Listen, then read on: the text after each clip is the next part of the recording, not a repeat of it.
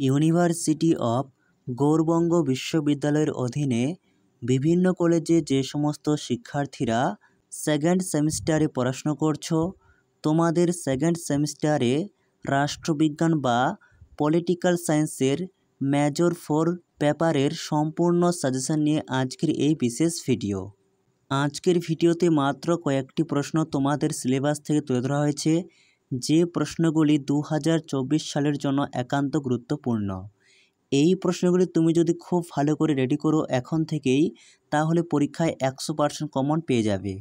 Paper code PLSMJ, major 4, paper name political theory concepts and debates.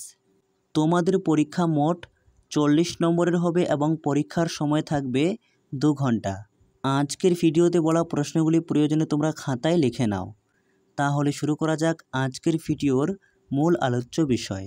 এ প্রসঙ্গে তোমাদের বলে রাখা ভালো যে তোমাদের সিলেবাসে মোট 5টি ইউনিট রয়েছে।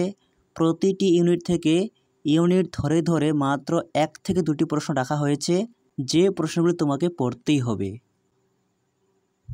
ইউনিট 1 এখান থেকে 15 মার্কের জন্য মাত্র একটি প্রশ্ন পড়বে, খুবই গুরুত্বপূর্ণ। নেতিবাচক স্বাধীনতার সম্পর্কে JS মিলের বক্তব্য সমালোচনামূলকভাবে আলোচনা করো। এই প্রশ্নটি খুবই গুরুত্বপূর্ণ। প্রশ্নটির পাশে তোমরা 3টি স্টার মার্ক দেখতে পাচ্ছ। আর তোমাদের সুবিধার্থে বাংলার পাশাপাশি প্রশ্নটি ইংরেজিতেও লিখে দেওয়া হয়েছে, কারণ তোমরা যেহেতু অনার্সের স্টুডেন্টস, অর্থাৎ তোমাদের পলিটিক্যাল সায়েন্স মেজর পেপার রয়েছে। এর পরবর্তীতে তোমরা যখন মাস্টার্স করবে, তোমরা যদি এখন থেকে ইংলিশটা না জানো তাহলে তোমাদের অসুবিধা হতে পারে। তাই তোমরা বাংলার পাশাপাশি ইংরেজির উপরও জোর দেবে।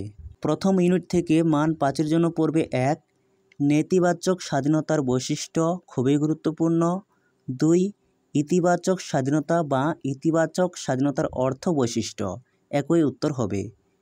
3 নম্বর পড়বে মুক্তি এবং বিকাশ হিসাবে স্বাধীনতা। প্রথম 2টি প্রশ্ন এখান থেকে পড়া হয়ে গেলে 3 নম্বর প্রশ্নটি চাইলে তুমি দেখে রাখতে পারো। এরপর ইউনিট 2 এখান থেকে পড়বে 1, সমতার সংজ্ঞা দাও। আপনি কি এই দৃষ্টিভঙ্গির সাথে একমত হবেন যে রাজনৈতিক সমতা বাস্তব নয়, যদি না এটি ভার্চুয়াল অর্থনৈতিক সমতার সাথে থাকে? উক্তিটি ব্যাখ্যা করো, খুবই গুরুত্বপূর্ণ।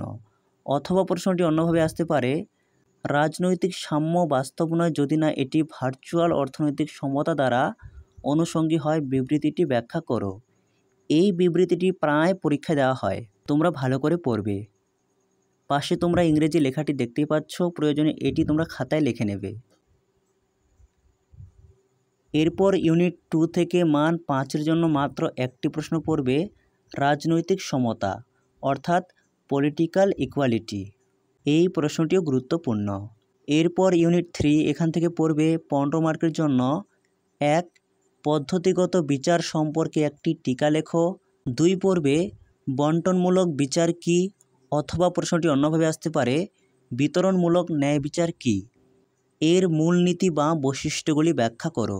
এই প্রশ্নটিও গুরুত্বপূর্ণ।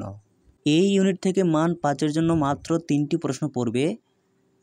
1, বন্টনমূলক বিচারের অর্থ। 2, বিশ্ব ন্যায় বিচারের অর্থ। 3, অধিকার ও আনুগত্য। এরপর ইউনিট 4 এখান থেকে 15 মার্কের জন্য মাত্র 2টি প্রশ্ন পড়বে। 1, অধিকারের সংজ্ঞা দাও। প্রাকৃতিক অধিকারের প্রকৃতি বৈশিষ্ট্য আলোচনা করো, অর্থাৎ define rights, discuss the nature of natural rights.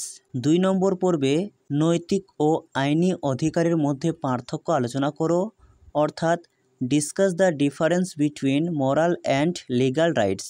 এই প্রশ্নটিও গুরুত্বপূর্ণ।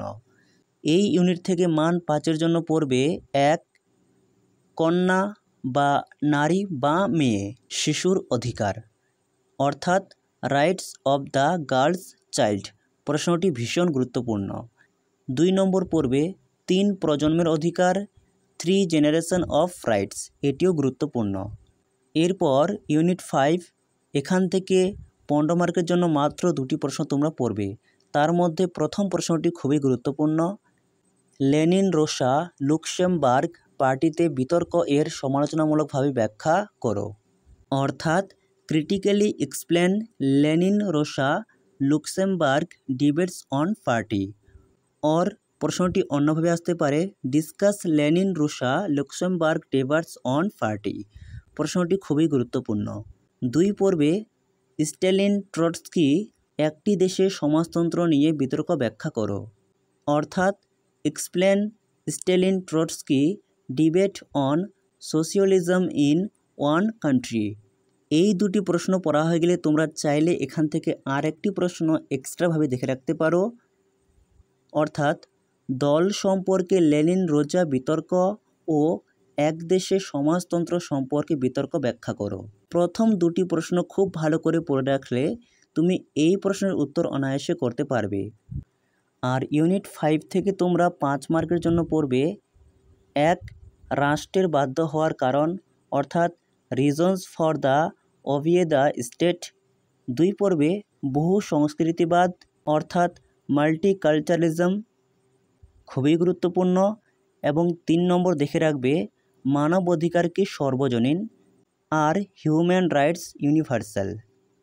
এই ছিল তোমাদের সম্পূর্ণ সাজেশনটি তোমরা এখন থেকে খুব ভালো করে পড়ো, দেখবে পরীক্ষায় এখান থেকে সমস্ত প্রশ্ন কমন পাবে। ভিডিওটি ভালো লেগে থাকলে অবশ্যই একটি লাইক করো, আর চ্যানেলে নতুন হয়ে থাকলে চ্যানেলটি সাবস্ক্রাইব করে রাখতে একেবারেই ভুলো না। এছাড়াও ভিডিওটি তোমার বন্ধুদের মাঝে শেয়ার করো, আর কোন বিষয়ের সাজেশন তোমার প্রয়োজন তা নিচে কমেন্টে লিখে জানাতে একেবারেই ভুলো না।